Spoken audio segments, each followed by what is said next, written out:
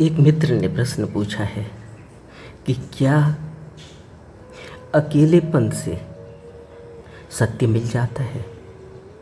अगर हम अकेले में रहने लगें तो क्या हम ध्यान साधना कर पाएंगे और निर्वाण के करीब पहुंच पाएंगे? क्या हमें सत्य का दर्शन हो पाएगा? इस प्रश्न से हमें दो बातें समझने की ज़रूरत है। पहला अकेलापन और दूसरा सत्य। अकेलापन हमें, जो हम बुद्ध को समझकर या किसी भी संत को समझकर जो घर से एकांत में चले गए, अगर हम उसको अकेलापन कह रहे हैं तो फिर हमें अकेलेपन की परिभाषा को अच्छी तरह से समझने की ज़रूरत है। साधारणतया संसार में जिसको हम अकेलापन कहते हैं वह अकेलापन काटता है, वह अकेलापन दुखदाई है, वह अकेलापन बहुत ही उबाऊ है, क्योंकि मनुष्य अकेलेपन से भागता है, क्योंकि मनुष्य अकेलापन नहीं चाहता, वह अकेले नहीं रहना चाहता, उसको कोई साथ चाहिए। और जब कोई साथ नहीं मिलता तो वह वस्तुओं में तलाशता है। आजकल वह मोबाइल में अपने अकेलेपन को दूर करता है।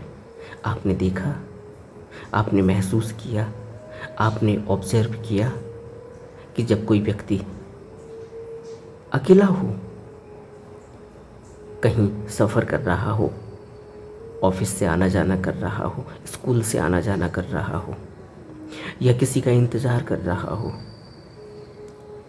वह व्यक्ति अपने अकेलेपन से बचने के लिए मोबाइल पर इस तरह लग जाता है, इस तरह चिपक जाता है, इस तरह से उसकी आंखें एकटक हो जाती हैं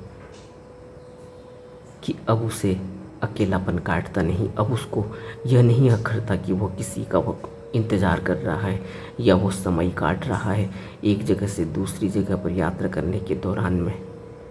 अब समय काटने की ज़रूरत नहीं होती, अब समय मोबाइल पर लग गया है। अकेलापन चला गया, दूसरा आ गया, मोबाइल आ गया। फिर कोई व्यक्ति आ जाएगा, फिर उस व्यक्ति से बातें होने लगेंगी, फिर अपनी कहेगा, दूसरे की कहेगा, फिर अकेलेपन से दूर चला गया। अकेलेपन को समझने की ज़रूरत है। अकेलापन और एकांत अलग है। एकांत का अर्थ है कि अब मैं संसार की समस्त वस्तुओं, समस्त व्यक्तियों, समस्त विचारों, समस्त भावों और किसी भी प्रकार की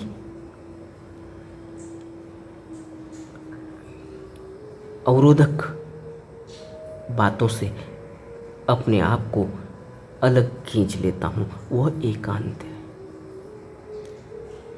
और अकेलापन तो व्यक्ति किसी तरह से ढोता है, इसलिए क्योंकि उसको दूसरा नहीं मिल रहा, वस्तु नहीं मिल रही, व्यक्ति नहीं मिल रहा है। विचार और भाव तो बहुत हैं, विचार और भाव परेशान करते हैं तो अकेलापन लगता है। और जब विचार और भाव परेशान करते हैं, अकेलापन लगता है, तो व्यक्ति छटपटाता है, फिर दूसरी जगह भागता है, वस्तुओं को खोजता है, मोबाइल को खोजता है, टेलीविज़न खोजेगा, कोई किताब खोजेगा, अखबार खोजेगा, किसी अनजान व्यक्ति से ही बात करने लगेगा, किसी पशु पक्षी से बातचीत करने लगा, पेड़ों से बात करने लगेगा। अकेलापन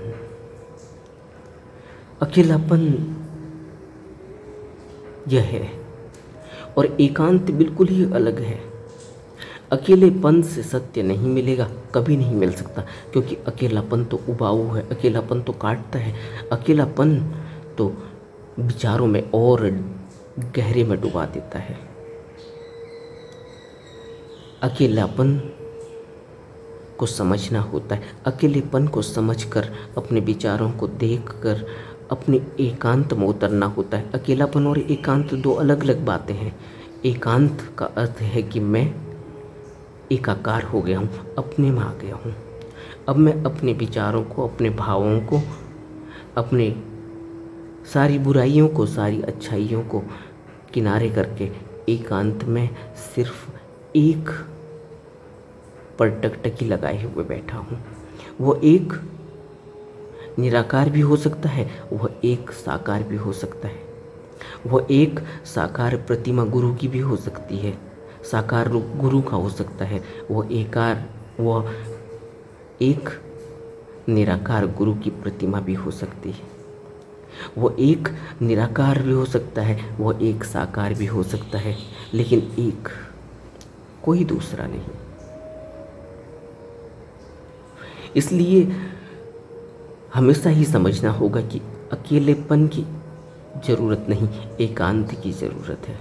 और दूसरा ये कि एकांत में भी अगर स्वार्थ है तो फिर सत्य नहीं मिलेगा, क्योंकि बुद्ध कहते हैं कि स्वार्थ और सत्य में फ़र्क देखना सीखो, क्योंकि स्वार्थ बुराई का मूल है। स्वार्थ बुराई का मूल है, क्योंकि स्वार्थ तो सिर्फ फिर स्व में लेके आकर खड़ा हो जाता है। स्व में मैं गुरु से एक हो जाऊं, मैं ध्यान कर लूं, मैं निर्वाण प्राप्त कर लूं, मैं घर बना लूं, मैं नौकरी ढूंढ लूं,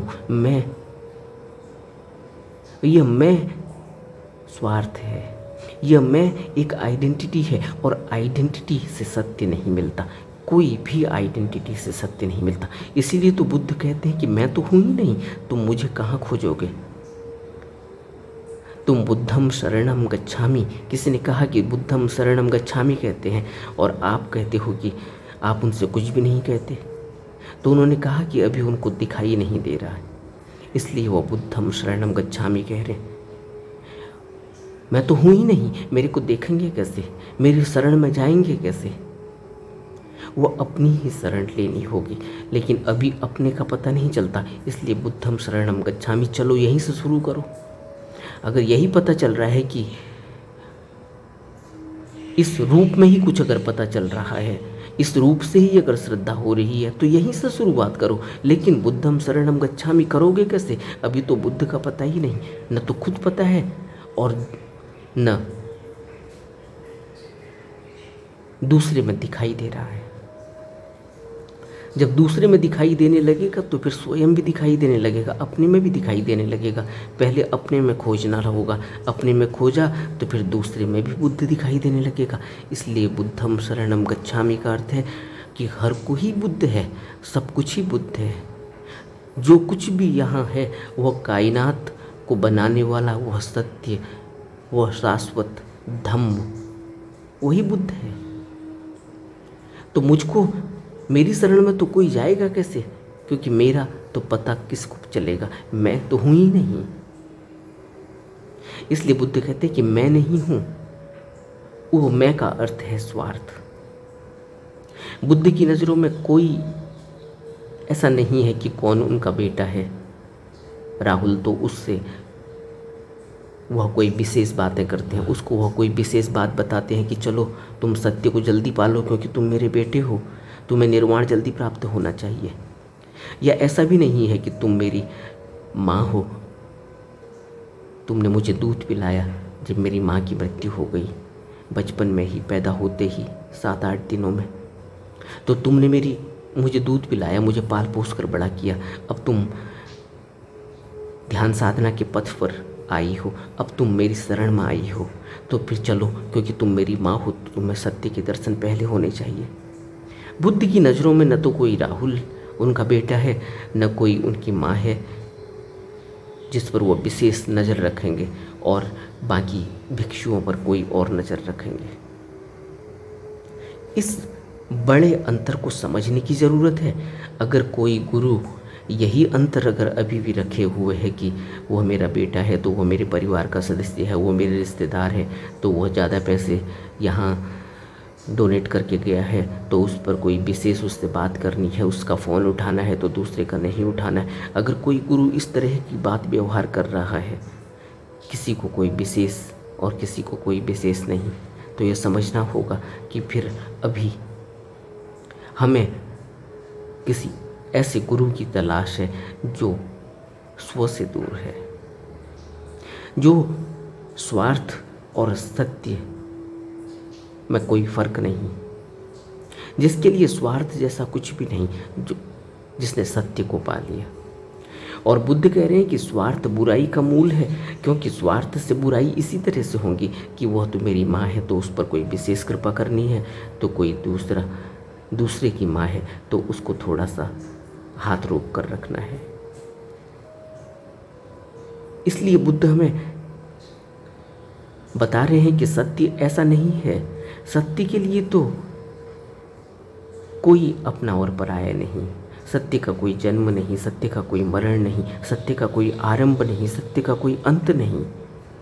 सत्य तो अविनाशी अंश है चित्त का, और इसी सत्य के इस अविनाशी अंश को हमने चित्त में पूरी तरह से इसको प्रदर्शित करना है, इसको खिलाना है। अपने चित्त से उन अवगुणों को, बुराइयों को, संस्कारों को मिटाना है, और ध्यान के जरिए हम अपनी समस्त बुराइयों को, आदतों को, अवधारणाओं को, मिथ्या धारणाओं को, कुरीतियों को देखते हैं और फिर उनको दूर करते हैं। फिर हमारा तर्क जगता है, हमें पता चलता है कि हम ये क्यों कर रहे हैं। बुद्ध हमसे यही तो कहते हैं कि तुम मेरी बातों पर विश्वास मत करो, तुम सबसे पहले इनको अपने जीवन में उतारो, अनुभव में लाओ, तब तुम्हें पता चलेगा। अब सोचो, कोई व्यक्ति सुबह शाम कीर्तन कर रहा है, भजन कर रहा है, मंदिर में जा रहा है, ये कहीं और पठन पाठन कर रहा है, लेकिन अपने जीवन में वह नहीं उतारता, उसका जीवन कुछ और है और वह यह सब काम कर रहा है, तो उसके जीवन में परिवर्तन कैसे आएगा। एक आदमी सुबह पूजा करता है, शाम को शराब पीकर अपने ही परिवार में आकर उत्पात मचाता है, गालियां देता है। अब इस पूजा का क्या अर्थ है, इस पूजा से उसको क्या मिलने वाला है। मन की तसल्ली उसको मिल रही हो भला, लेकिन उसका चित्त तो साफ नहीं होता। और बुद्ध हमसे कह रहे हैं कि चित्त को साफ करने की ज़रूरत है, चित्त में उस सत्य को उघाड़ने की ज़रूरत है जो चित्त का अविनाशी अंश है, सत्य। और उस चित्त में जिसमें बुराइयां हमने लगाई हैं, जिसमें हमने व्यसनों को लगा कर रखा है, जिसमें अपने कुरीतियों को, संस्कारों को, मिथ्या धारणाओं को हमने लगाया हुआ है, जिसमें हमने अपने कुकर्म को लगा रखा है, जिसमें हम अपने उन कर्मों को कर रहे हैं और उनके संस्कार उसमें चिपकते जाते हैं, बैठते जाते हैं, एक आदत का हिस्सा बन जाते हैं। इस चित्त में यह अविनाशी अंश सत्य कैसे प्रदर्शित होगा, कैसे प्रकट होगा। इसलिए बुद्ध कहते हैं कि सत्य का स्वागत करो, और सत्य के स्वागत करने के लिए पहले जो सत्य है उस तक पहुंचना होगा। बुद्धम शरणम गच्छामि, धम्मम शरणम गच्छामि, संघम शरणम गच्छामि। और जैसे जैसे हम सत्य की राह पर चलने लगेंगे, चित्त में सत्य को कहीं न कहीं हमें उसका एहसास होने लगेगा, तब हम स्वार्थ और सत्य में फ़र्क को देखने लगेंगे। तब स्वतः ही हम अपने स्वार्थ को अहम नहीं रखेंगे, अपने स्वार्थ को इतने आगे नहीं रखेंगे, सत्य को पीछे नहीं रखेंगे। फिर हम सत्य पर चलेंगे, फिर हम सत्य को आगे रखेंगे, फिर हम जो जैसा है उसको वैसा ही देखते हैं, फिर हम कोई भेद नहीं करते।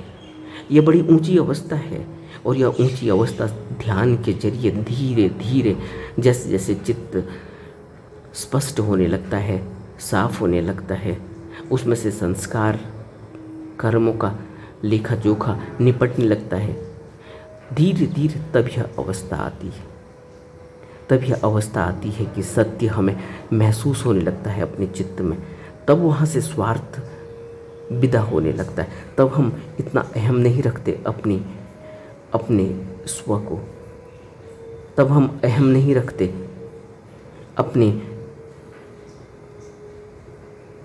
अपने सेल्फिशनेस को। तब हम यह नहीं कहते कि मुझे यह भी चाहिए, मुझे वह भी चाहिए, दूसरे को मिल रहा है या नहीं मिल रहा है उससे मुझे मतलब नहीं, मेरा पेट भरा हुआ है, उसके बाद भी मैं बटोरने में लगा हूँ और दूसरा व्यक्ति हमारे ही सामने बिल्कुल खाली पेट खाली खड़ा हुआ है, लेकिन उसका खाली पेट हमें नहीं दिखाई देता, उसकी भूख हमें नहीं दिखाई देती और हमारा पेट भी भरा हुआ है और हम उसके बाद भी हमारे गोदाम भरे हुए हैं, हमारा स्टोर हाउस भरा हुआ है, हमने पूरा स्टॉक रखा हुआ है। और इस से हम यह समझते हैं कि हम सत्य तक पहुंच पाएंगे, नहीं पहुंच पाएंगे। अकेलेपन को और एकांत को पहले समझना चाहिए। एकांत अकेलापन नहीं है। एकांत सत्य को उघाड़ने के लिए, एकांत जहाँ हम एक के लिए बढ़ते हैं, एक जो शाश्वत है, जो सत्य है। उस एकांत में अपने पुत्र राहुल में और एक बेस्या आम्रपाली में कोई फर्क नहीं। यह बुद्ध ने हमें अपनी शिक्षाओं में बताया है, करके दिखाया है। इसलिए बुद्ध कह रहे हैं कि सत्य किसी भी प्रकार के स्वार्थ से दूर दूर रहता है और इसीलिए सर्वव्यापक है और इसीलिए न्याय तथा धर्म के समीप अगर पहुंचा जा सकेगा कभी तो वह सत्य से ही पहुंचा जा सकेगा, न कि स्वार्थ से।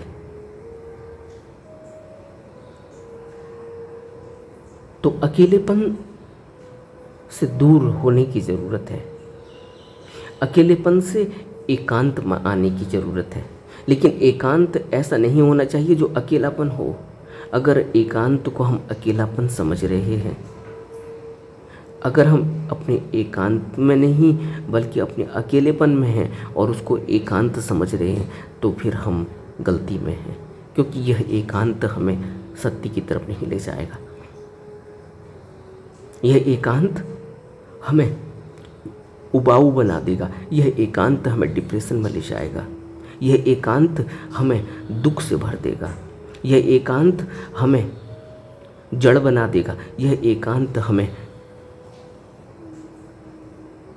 दूसरे से इन्फीरियरिटी और सुपीरियरिटी का एक कॉम्प्लेक्स क्रिएट कर देगा। हमें ऐसा एकांत नहीं चाहिए।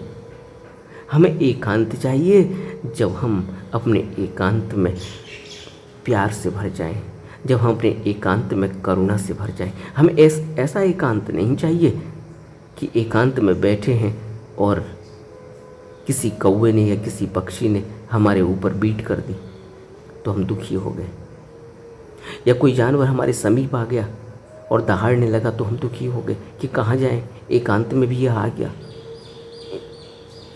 एकांत का अर्थ है जब हम करुणा से भर जाएं। एकांत का अर्थ है जब मेरा किसी से कोई द्वेष नहीं। एकांत का अर्थ है जब मेरा किसी के प्रति कोई राग नहीं। एकांत का अर्थ है कि मैं अब अपने में पूरी तरह से खुश हूँ, संतुष्ट हूँ, संयम में हूँ और आनंद में हूँ।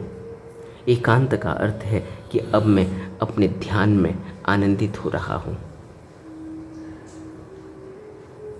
अकेलापन एक भगोड़े वाली दशा है कि अकेले में हुए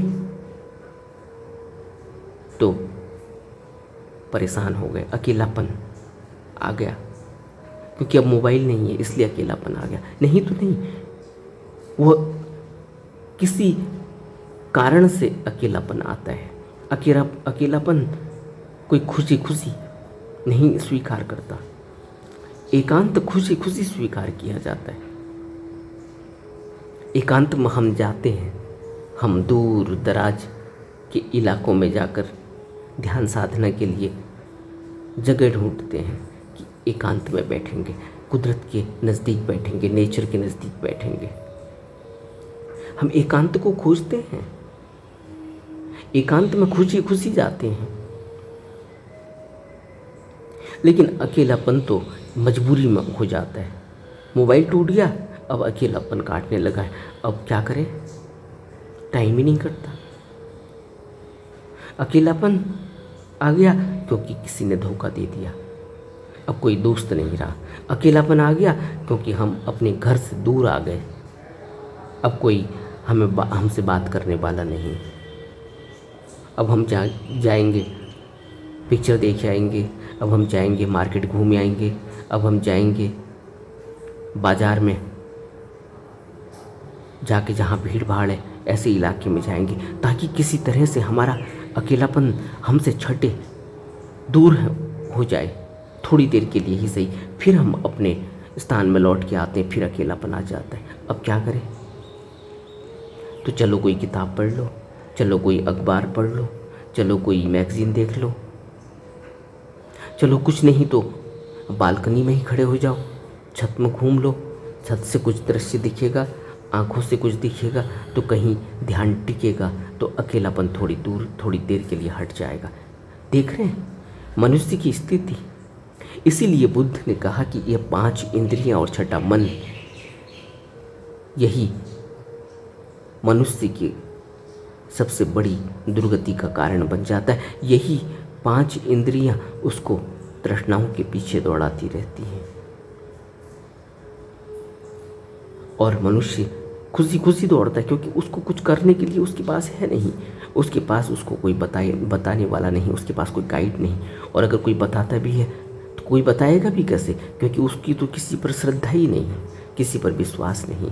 वह तो अपने को यह मानने को तैयार ही नहीं कि वो नहीं जानता, वो तो समझता ही है कि वो जानता है। और आज तो गूगल में एक बटन दबाता है, उसको सारी जानकारी मिल जाती है। वो सोच रहा है कि मुझे सब ज्ञान है, क्योंकि मैंने देखो 1 मिनट में मैंने खोज दिया गूगल से, गूगल यह कह रहा है। अब वो गूगल सही कह रहा है या नहीं कह रहा है, उससे वो उसका अनुभव तो नहीं है, लेकिन उसने गूगल में देख लिया। अब वो कहता है कि मेरे से आप ज़्यादा जानते हो, यह तो मैं भी जानता हूँ, लेकिन वो जानता नहीं है, उसका कोई अपना अनुभव नहीं है, उसको किसी पर विश्वास नहीं, किसी पर कोई श्रद्धा नहीं उसकी। उसे लगता है कि सब झूठ चल रहा है, कोई गुरु नहीं होते। और वह जो कह रहा है कोई गुरु नहीं होते, जब बुद्ध थे तब भी उसके ही तरह के लोग थे जो कहते थे कोई गुरु नहीं होते, और वो ऐसे ही भटकते रह गए और उनका जीवन ऐसे ही भटकन में ही समाप्त हो गया। जब नानक थे, जब कबीर थे, तब भी ऐसे लोग थे जो कहते थे कि कुछ नहीं, यह सब ढोंग है। अब कहाँ गुरु, वो तो पहले होते थे। तब वो कहेगा बुद्ध पहले होते थे, अब वो नानक के समय में है, अब वो कहता है कि बुद्ध थे गुरु, तो यह तो सब ऐसे ही है। यह मनुष्य के मन की स्थिति है, और ऐसा मन कभी भी किसी गुरु के नज़दीक भी नहीं जा पाता और कभी ध्यान साधना में उतर भी नहीं पाता। उसकी तलाश क्या है उसको खुद भी पता नहीं, उसको क्या पाना है उसको खुद भी पता नहीं। वो एक भटका हुआ जीव है, और भटका हुआ जीव अगर गुरु ही उसको राह दिखाए तो दिखाए, अगर गुरु ही उसका हाथ थाम ले तो थाम ले। भटका हुआ जीव गुरु तक नहीं पहुंच सकता। गुरु किसी वजह से, किसी कारण से, किसी भी तरह से उसको अपने सत्संग तक पहुंचा देता है, और फिर उसको अपने प्रश्न के उत्तर मिलने लगते हैं। फिर उसे गुरु की आभा का पता चलता है, फिर उसके अंदर कुछ बदलने लगता है, फिर उसे लगता है कि वह कहाँ गलत था, वह अब तक तो ऐसा सोचता था। लेकिन ऐसे ही में वक्त बहुत निकल जाता है। लेकिन कोई उसे सीधे सीधे कहते तो वो मानने को तैयार भी नहीं, क्योंकि उसका मन यह मान ही नहीं सकता, क्योंकि उसका स्व बड़ा बलशाली है, उसका स्वार्थ बड़ा बलशाली है, उसका मैं बड़ा बलशाली है। वो कहता है कि मैं कुछ नहीं हूँ क्या, मैं कुछ नहीं जानता क्या, मेरे पास इतनी डिग्रियां हैं, मेरे पास इतनी नॉलेज है, मैं कुछ नहीं जानता। मेरे पास कुछ परख करने की कोई ताकत नहीं। क्या मैं नहीं समझता कि कौन गुरु है कौन गुरु नहीं? कैसे समझेगा? लेकिन मैं नहीं मानता। मैं कहता है कि नहीं, तुम सब जानते हो, तुम सही चल रहे हो। लेकिन ये तुम सब जानते हो, सही चल रहे हो कहने वाला कहीं पहुंचता नहीं। अंत में इसको खोज करनी ही पड़ेगी। जब भी इसको चोट लगेगी, जब भी इसको भटकना मिलेगी, जब भी इसको दुख पहुंचेगा, जब भी इसको सांसारिक दुख घेरेंगे, तब यह खोज करता है कि फिर कोई ऐसा है जिससे कुछ सीखा जा सकता है, कोई है जो दुख दूर कर दे। फिर भी वह अपने स्वार्थ के वश होकर ही जाता है। अगर कोई बुद्ध के पास जा रहा है, कोई गुरु के पास जा रहा है, तो अपने स्वार्थ से ही जाता है कि कोई मेरा दुख दूर कर दे। स्वार्थवश ही जाता है कि कोई मुझे सुख दे दे। अभी भी वह इस तलाश में नहीं जाता कि कोई मुझे तो निर्वाण चाहिए, मुझे दुख सुख से क्या लेना देना, मुझे तो मुक्ति चाहिए और मैं मुक्ति के लिए अपने को कुर्बान करने के लिए तैयार हूँ। कोई इस वजह से गुरु के पास नहीं जाता, गुरु की खोज नहीं करता। कहीं ना कहीं उसका मैं जिंदा ही है। मैं ध्यान करूँगा तो लोग मुझे समझेंगे, फिर मेरी इतनी उन्नति हो जाएगी, फिर मैं लोगों को बताऊँगा। कहीं ना कहीं वो मैं जिंदा ही है जो कहता है कि मैं ध्यान कर रहा हूँ। मैं क्या ध्यान करेगा? बिना गुरु के सहारे के मैं क्या ध्यान करेगा? मैं कहाँ जाएगा? इस स्थूल शरीर के अलावा 2 शरीर और भी हैं मनुष्य के, जिसका उसको पता भी नहीं। यह मैं कहाँ जाएगा? यह मैं क्या पालेगा जिस मैं को आंख बंद करके नींद आने के बाद यह भी पता नहीं चलता कि यह कहाँ है, कौन है। और सपनों में इसको डर लगने लगती है। सपनों में यह इतना डर जाता है कि इसका पूरा शरीर कांपने लगता है। इसके शरीर में रोंगटे खड़े हो जाते हैं, इसके शरीर में पसीना पसीना हो जाता है। और इससे पूछो कि तुम तो बहुत बलशाली आदमी थे, फिर क्या हुआ? ये कहता है वो तो मैं बलशाली तो हूँ ही, लेकिन मैं तो अभी नींद में था। तो नींद में भी तुम अपने इतने डर गए, तो फिर अभी तो इस स्थूल शरीर के अलावा 2 शरीर और है जहाँ कोई बस ही नहीं चलता। वहाँ कौन हमें सहारा देगा? वहाँ कौन हमारी रक्षा करेगा? वहाँ कौन हमारा हाथ पकड़ेगा? कभी सोचा है? गुरु हमारी रक्षा करता है वहाँ सूक्ष्म रूप में। स्थूल रूप में सहारा देता है, हमें प्रवचन करता है, हमसे बातचीत करता है, हमसे हमारे प्रश्नों के जवाब देता है, हमारे साथ उठता है, बैठता है, खाता है। स्थूल में हम जैसा दिखाई देता है, हमारा दोस्त बनकर रहता है। और सूक्ष्म में हमारा सहारा देता है, सूक्ष्म से। लेकिन यह बात हम नहीं समझ पाएंगे अभी, क्योंकि अभी तो हमें स्थूल में ही पता नहीं चल रहा है। अभी हमारी बेहोशी इतनी है कि हम स्थूल में भी नहीं देख पा रहे कि कौन बुद्ध है और कौन बुद्ध नहीं है, कौन गुरु है कौन गुरु नहीं है। क्योंकि हमारा मन इतना मैला है, हमारे चित्त में हमारा चित्त इतना दूषित है कि वह अभी देख ही नहीं पा रहा है, उससे कोई फर्क समझ ही नहीं आता। क्योंकि उसका मैं इतना बलशाली है, उसके चित्त में इतना स्व लगा हुआ है, इतना मैं लगा हुआ है, इतना अहम भाव लगा हुआ है, इसलिए उसे दिखाई नहीं देता कि कोई सामने उसके ही बुद्ध विराजमान है। इसलिए बुद्ध कहते हैं कि यदि हम अपने आप को अपनी तुच्छ कामनाओं से मुक्त कर सकें और हमारे मन में किसी का भी अहित करने की नियत ही न हो और हम सत्य की छाया को प्रतिबिंबित करने वाले स्फटिक मणि की तरह हो जाएं, तो हमें जो चीज़ जैसी है ठीक वैसी ही दिखाई देगी। तब हमें बुद्ध दिखाई देंगे, तब हमें गुरु में वह रूप दिखाई देगा जिसको हम बुद्ध कहते हैं। जब तृष्णा गिर जाएगी, अभी तो मैं अपनी तृष्णा की बसीभूत होकर जाता हूँ सत्संग सुनने, तृष्णा की बसीभूत होकर अभी मैं बुद्ध के उपदेश सुनता हूँ और सोच रहा हूँ कि मेरे को क्या फ़ायदा हो जाएगा, कहाँ नौकरी मिल जाएगी, कहाँ ज्ञान आ जाएगा, कहाँ मैं लोगों के सामने अपना ज्ञान बखार पाऊँगा। क्या करेंगे किसी को ज्ञान बताकर? क्या करेंगे किसी को यह बताकर कि मैं भी कुछ हूँ, जबकि हकीकत तो मुझे पता ही है कि मेरे पास अंधेरा है और कुछ भी नहीं। यही बुद्ध कह रहे हैं कि अगर तुच्छ कामनाओं से मुक्त हो सकें, किसी का अहित करने की नीयत ना हो, क्योंकि स्वार्थ में तो अहित दूसरे का होता ही है। हमें इन सभी बातों को गहरे में अपने अंदर बैठाना होगा कि अकेलेपन से ही हम निर्वाण तक नहीं पहुंचेंगे, सत्य को नहीं पा पाएंगे।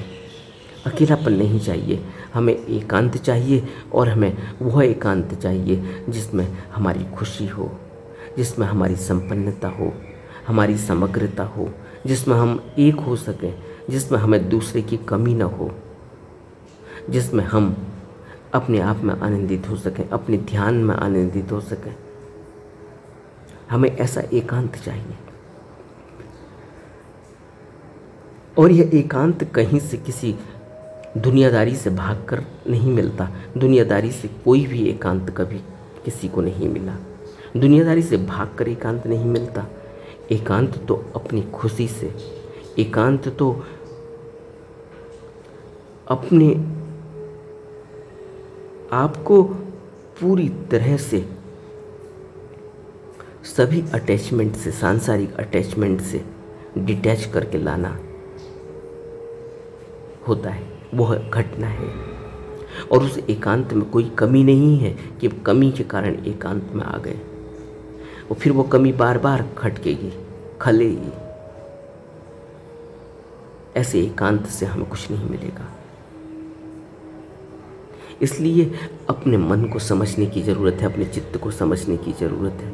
यह समझने की ज़रूरत है कि मेरे अंदर कितनी कमी है, मैं क्यों भाग रहा हूँ, मुझे क्या चाहिए। नमो बुद्धाय।